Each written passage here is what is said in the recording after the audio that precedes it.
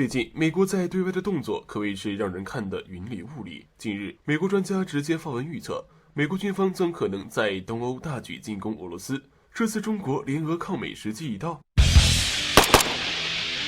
近日，美国军事专家克里斯·奥斯本近日在美国国家利益上发表了一篇文章。美国军方将可能在东欧大举进攻俄罗斯，并且列举了美国最近看似是朝着非洲大陆的种种动作，其实背地里却是在针对俄罗斯。从和多国训练演习到发展长期火力射击远程巡航导弹，以及战略上至关重要地区的情报资源分配上，就能看得出来，或许战争将起。首先，美国从中东撤出的兵力基本上就地部署在了东欧地区，围绕俄罗斯边境线的位置上，甚至美国空军还向自己的小弟罗马尼亚运送了一批 MQ9 无人机，并且通过控制部分武装分子获得一些情报资源，其中留一部分在美国中央司令部，另一部分则送往罗马尼亚。作为跟在美国后面捡汤喝的小弟，又正处在俄罗斯的边上，罗马尼亚一直以来都是美国在对付俄罗斯时的主要人选。在2020年的时候，美国就在罗马尼亚部署过重兵，并同样把从其他国家撤回的兵力全部部署到周边的东欧国家，以此来遏制俄罗斯。这次也如此。而且美国空军还发布了一份报道，表示 MQ9 武器系统正在不断发展壮大，之后主要会用在相套在空军的各种任务行动中，比如在有争议的环境中和同等对手进行对抗。这份报告中的争议地区和同等对手的词语用的可是颇为微妙。那么这次真的要战争将起吗？ MQ9 捕食者无人机最近几年在美国可以说是得到了良好的发展，战斗力更是不断增加，从空对空导弹到地狱火导弹，以及一种新的500磅重的激光制导导弹等等一系列的武器装备，而且其续航能力也得到了不小的提升。比如目前续航能力已经能达到1150英里，也就是1850公里左右，使用时长将能够从16小时增加到22小时。从航程到航时，美国针对俄罗斯之心明目张胆。其实自从美国新任总统上任，在对待中俄总有一种酝酿阴谋的感觉，而且每次在同一时间当中，只会在中俄选择其一进行对抗挑衅。比如在南海2月份的情况就没有1月份那么紧张，而俄罗斯2月份的情况可比1月份紧张，还一度直接杠上。从这中间就可以看出来，美国心里也是门清的，不想让中俄联合就压一边放一边，这样美国自己能从容相对，还不会出现中俄迅速联手的情况。不过中俄也不是好欺负的，不仅很早就形成了全面战略伙伴关系，俄罗斯此前也提出过想和中国形成军事联盟，所以这次美国的动作很可能让俄罗斯再次提起这个提议，和中国继续加深关系，联合起来对抗美国。中国联合抗美或许实际。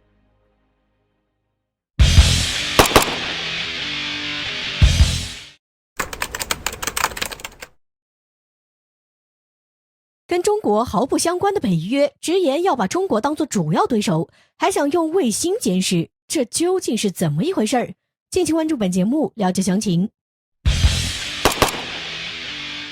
据环球时报的2月22号的消息称，在由30个北约成员国参加的北约在线防长级会议上，美防长奥斯汀赞扬了他所说的独特观点，而这一独特观点的主要内容为试图动员包括欧盟国家以及的芬兰、瑞典在内的主要北约成员国对中国施加威慑。对此，美防长劳埃德·奥斯汀称之为踱步威慑。在未来，北约成员国将增加防务开支，并响应美国的合作和承诺，遏制中国，增强集体安全。潜台词就是，除了俄罗斯之外，中国也将成为北约的头号对手。据了解，奥斯汀还设想，北约届时可以利用美军的力量在世界范围内部署北约的军事力量，甚至可以在亚太地区进行联合演习训练。但更令他激动的是，因为目前的网络空间与太空并没有明确的国家边界，所以北约成员国可以利用这一漏洞，让北约及其盟友的卫星能够帮助监视中国的导弹，甚至能够直接的跟踪中国的行动和部署。所以这不禁让人产生一个疑惑，跟中国八竿子打不着边的北约为何要这么做？这究竟是怎么一回事呢？分析认为，这一次北约之所以会做出这样的选择，主要原因还是因为美国人的要求。自拜登入驻白宫以来，在对华政策方面其实表现出来的特点已经非常明显了，那就是在军事上对中国施加压力的同时，拉拢更多的盟友来对付中国。而这背后更深层次的原因，中国著名的军事专家杜文龙可以说是一语就道破了其中的蹊跷。他表示，北约现在会对中国打军事牌，最主要的一个因素，那就是他们的脑子已经被美国人的冷战思维给格式化了。实话实说，北约将中国列为他们的头号对手后，中国当然也会受到影响。但中国现在的体量已经可以做到不在乎了。世界上的强国有很多，但仅仅只有中国拥有完整的工业系统，所以无论越南也好，印度也罢，都说要成为世界工厂，也为此让出了很多利益。但更多的外国企业还是来到中国建厂。另外需要知道的是，除了民用工业体系非常完善外，中国军工体系则更为健全。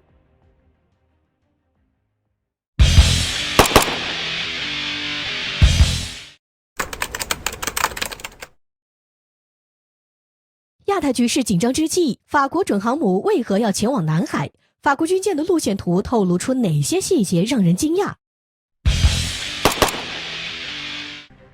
不久前，法国媒体报道称，法国海军的准航母西北风级2栖攻击舰雷电号将在舒尔库夫号护卫舰的护航下前往南海地区，并抵达日本参加与美军的演习。2艘军舰已于2月18号出发。有专家表示，法国频繁派出军舰现身亚太，除了讨好美国，还有一个重要的原因就是彰显自己的大国地位。毕竟在核潜艇之后又拿出2万吨级的准航母，不可谓不下血本。法国人的小心思我们还是了解的，毕竟如今法国的军事力量存在感越来越低，若不趁机秀肌肉，恐怕早晚被人遗忘。然而这还不是重点，如果我们看到法国准航母的路线规划图，就会发现法国海军这比美军还大胆呢。根据法国海军新闻发布的雷电号2栖攻击舰行程规划图，我们发现法国准航母抵达南海后会到访越南的2个港口，但之后法国准航母竟直接穿越海南与广东之间的琼州海峡，北上前往日本。要知道，琼州海峡的航线可不是国际航线，属于中国的内海航线，我们在这里可是有开火权的，打沉了算你们的。美军再怎么大胆也都不敢闯的地方，法国准航母要闯。法国海军在做什么打算？都知道法国海军过来是为了彰显存在感，难道这次法国人不甘心当花瓶，赶来舍得一身剐？当然，这种可能性基本上不存在，因此只有2种解释了：一是他们的航行路线画错了；二是法国准航母真的会通过琼州海峡，但是会提前申请。如果我们先不考虑画错路线的情况，那么问题来了。既然法国海军是响应美军的亚太政策派出军舰，又向中国申请通航，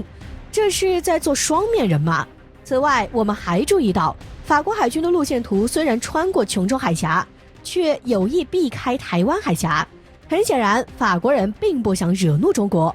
因此，法国此次派出军舰可能是对美国打着响应美军号召的旗号，对中国打着友好访问的旗号，两边都做好人。不过，网友们表示，说到底，法国海军来南海是配合美军的恶华政策，事情本身就对我们不是一个友好举动。此外，既然是参加演习，军舰上可能会携带武器，无论是出于国家利益还是安全，都不能接受法国军舰通过琼州海峡的申请。不过，你们愿意举白旗的话，我们可以考虑允许你们通过。